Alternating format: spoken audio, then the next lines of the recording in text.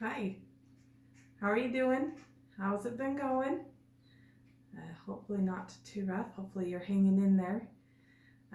Talking about the COVID virus again, of course. It's been 9 days, not quite 10, since my last check-in. But I wanted to talk today because today is the 29th of March. And 1 month ago today, Angel and I were celebrating our first leap year anniversary together. So 4 years ago on Leap Day, we met for the first time. And we were in Vegas. And it's crazy to me that I think about 1 month ago today, we were in Vegas. Everything was fine. Everything was normal. There were crowds in Vegas. It was crazy in Vegas like usual. And there was no talk, or barely any talk, of the COVID virus. And in 1 month, everything has changed so dramatically.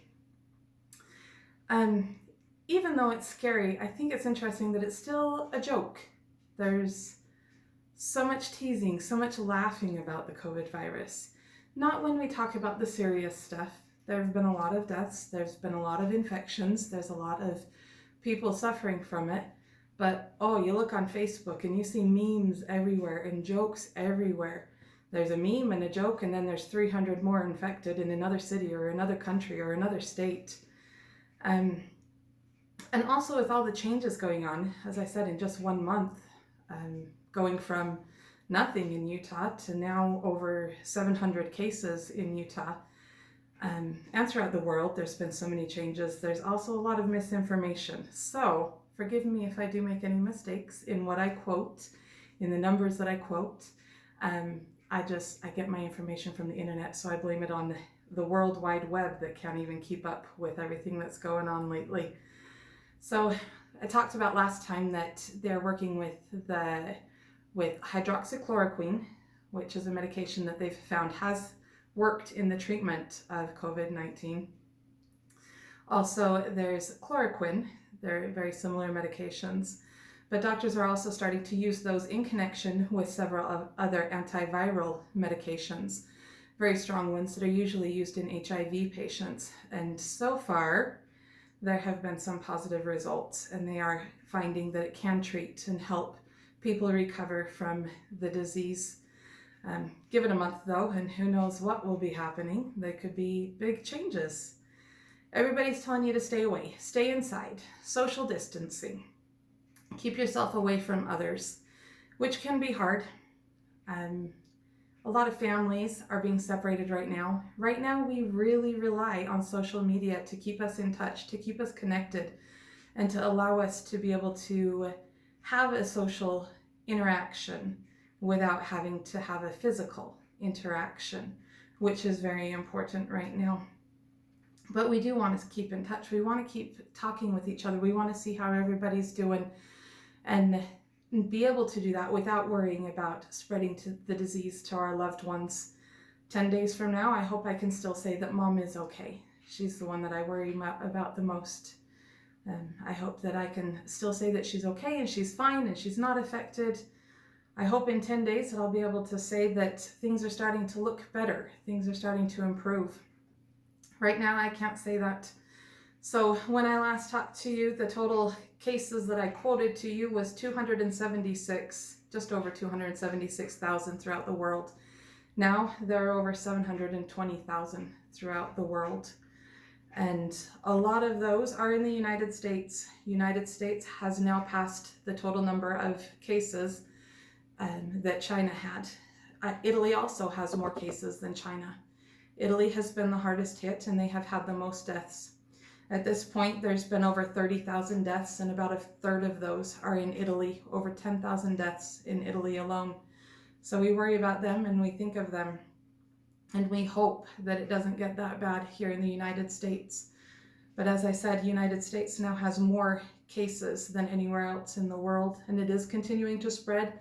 It is continuing to get worse throughout the world.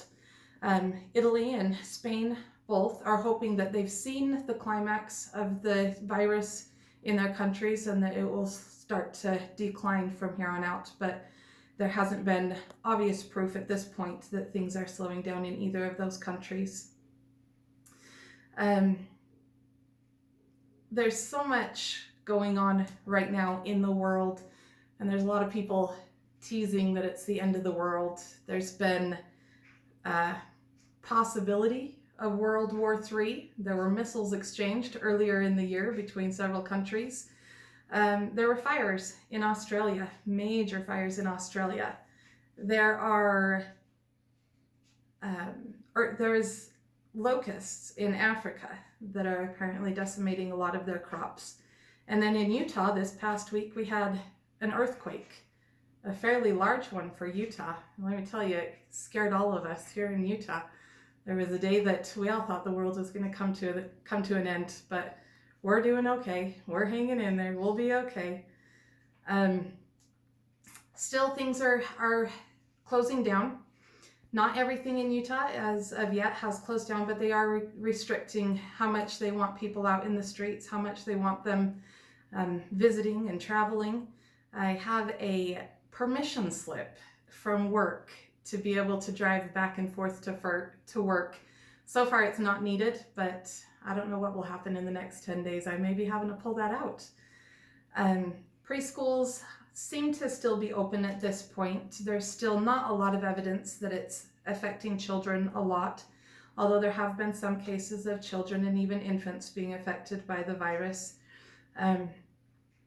Schools are struggling. They're all trying to figure out how to become online institutions immediately, very quickly. And they've been struggling. The kids have been struggling, trying to keep up with school. And at this point, they've extended the closures until the beginning of May. When they first started, it was just for a couple of weeks, but they don't anticipate that that's going to be long enough right now.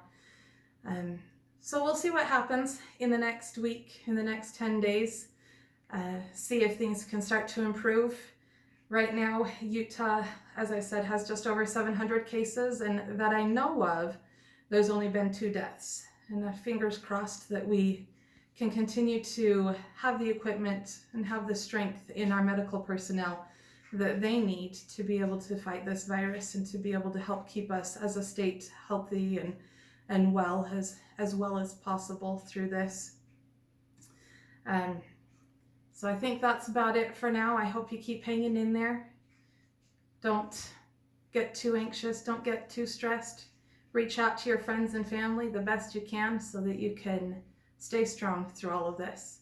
We'll see you again later.